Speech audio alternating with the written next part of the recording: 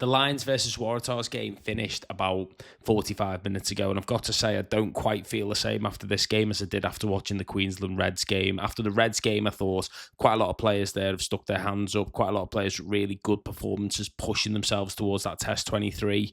But after that Waratahs game, I've got to say I think there's probably more players who've even maybe taken a step back. I think there's probably more losers than winners on the Lions side after that. So it was a 21-10 win for the Lions, but it was at best clunky. It had a load of mistakes. There were a couple of handling errors. I thought they tried to play too wide too early sometimes. I'd caveat that a little bit with saying that the Waratahs didn't really have the wings marked too much, and the pass over the top was on a couple of times, but you could see on Andy Farrell's face every time the camera panned to him up in the stands that, like, it just wasn't what the Lions wanted, and I don't think it's quite what the Lions fans wanted to see. Despite quite a few average at best, but some poor performances on the Lions side, there were a couple of players that really stood out, and I thought one of those players was Scott Cummings. Scott Cummings was really workmanlike as he went around the park. He was good in the air. He hit a lot of rucks. He made a lot of carries. Quite an attritional, big, lumpy second rower sort of performance, if you want. Nothing particularly flashy, but a proper second row performance. So Scott Cummings, I think, did put his hand up there, which will help with his cause because Itoje has played well recently. McCarthy got man of the match against Western Force, and Cummings, I think, had to put his hand up in this game, and I think he did. With Henry Pollock pulling out before kickoff with a tight calf, I think a lot of the dynamism that you'd expect from that back row actually fell on Ben Earl, and Ben Earl was one of the better players on the pitch, I thought, definitely up front. He was playing in those wider channels. There quite a lot of time where he was breaking the line or breaking a tackle, and sometimes he was getting half tackled, getting back up off his feet and driving again through the contact. I thought he was really busy. I thought he looked good in that edge shape on the far side in the way that the Lions were structured to attack. So Ben Earl definitely pushed himself up the pecking order towards that Test squad. Now, I did mention before that Henry Pollock pulled out at 6, but Byrne, yet again, I would say, didn't really perform that well, and I think 6 is starting to become a little bit of an issue. I don't know if Byrne will start in the second rower. He may start at 6, but I do tend to think, despite, I would say, like 90% of the selections for the Lions being largely correct, a lot of people agreeing that a lot of the selections were right. I think we've cashed too much in on like dynamism in the back row, and especially when Caelan Doris got injured, because if you think of that 5-man line-out structure, you probably thought the 2 second rowers plus Caelan Doris. When Doris got injured a couple of days before the squad announcement, I just wonder if the Lions coaching staff thought, how are we going to replace him? Conan's probably the closest you're going to get, but I think a rangy, jumping, athletic 6, someone who's like on previous tours, Courtney Laws or a Tom Croft, that sort of player.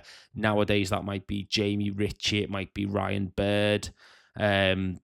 That sort of player, I think, is maybe just missing in this Lions team at the moment, and I think it is starting to show. But, then again, if Baird had played in the second row and Pollock had started at 6 like it was originally planned, we may not be having this conversation. We might be talking about how well Tyke Byrne led the line out and led the team. We might be talking about how good Henry Pollock was around the park. So you've got to sort of take that into account. But I do feel a little bit uneasy about the 6 shirt at the moment and how it's balancing in that Lions pack. I feel like the sub front row that came on was also quite deliberate in it being Genge, Sheehan and Furlong. I'd say that's probably the closest you'd expect at the moment to the Test 23.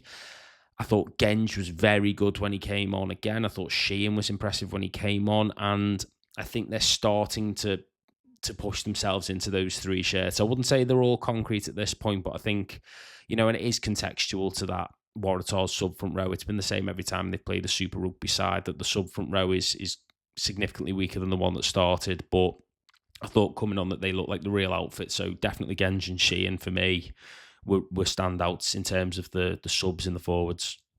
But the scrum and the maul was a funny one for me. I thought at the scrum, the Waratahs gave away a lot of penalties, and the Lions were clearly on top, as you'd probably expect, to be fair. But I think a lot of those penalties were just really sort of bizarre angles of driving, collapsing, coming up, all sorts of strange stuff that the Waratahs were doing. So I think to some extent, Schoeman and Beelan, when they started, struggled a little bit with sort of dealing with where they were going. The Waratahs were doing some really sort of village stuff at the scrum and paid the price for it with the amount of penalties that they gave away.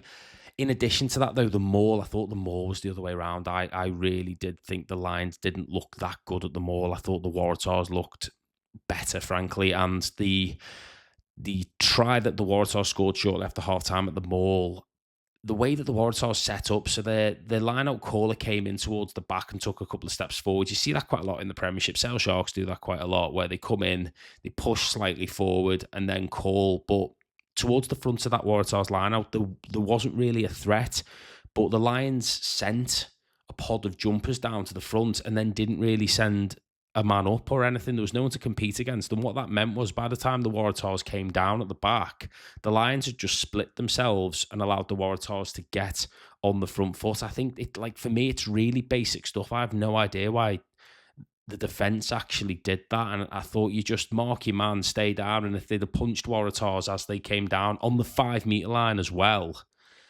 I think you'd be expecting the Lions to keep the Waratahs out. But by the time the Waratahs got a bit of a shove on, shifted a little bit, sent a couple of extra men in, it was just a really cheap try to concede.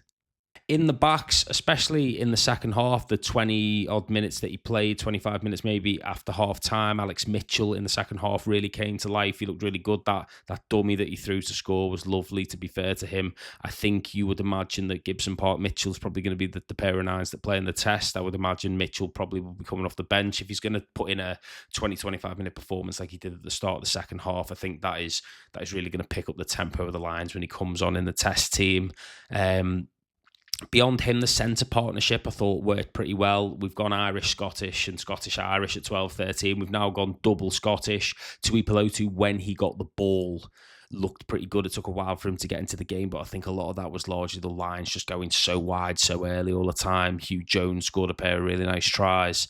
But the Scottish pair really put their hands up, and it will be interesting to see how the Irish pair go if the Irish pair start against the Brumbies, which I would have said was almost certain.